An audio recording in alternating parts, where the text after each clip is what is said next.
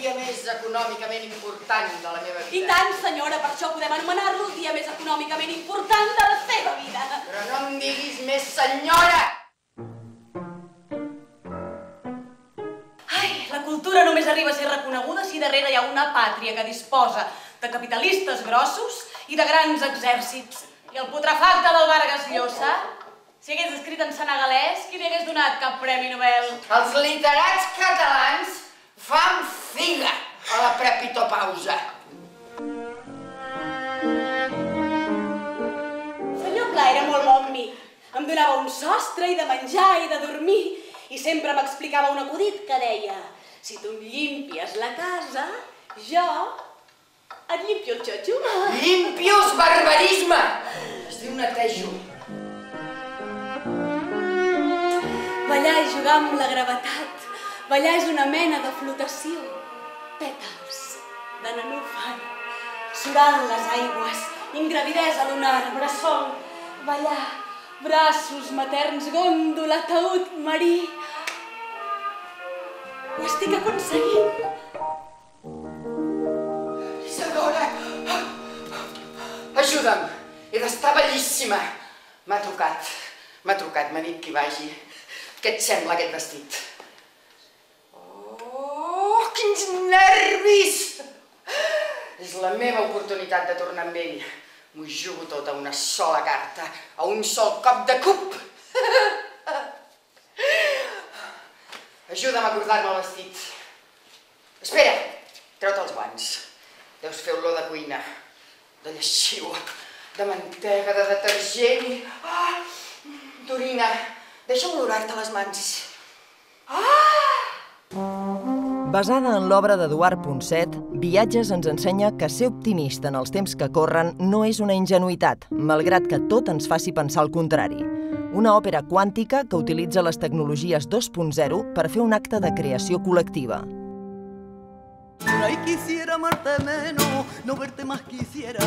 La cantant Martirio es fa un lloc en el programa del Grec d'aquest any amb aquest concert intimista en què actuarà amb el seu fill Raúl Rodríguez i interpretarà els temes més emotius escollits per ella mateixa.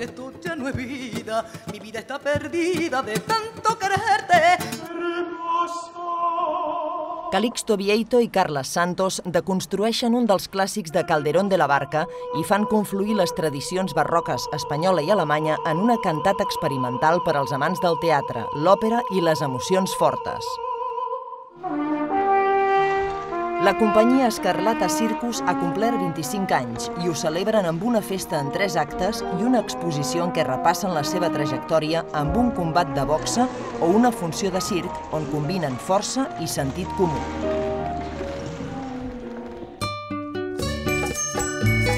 La nana Bonilda és especialista a convertir els malsons en xocolata amb l'ajuda de la seva parola màgica.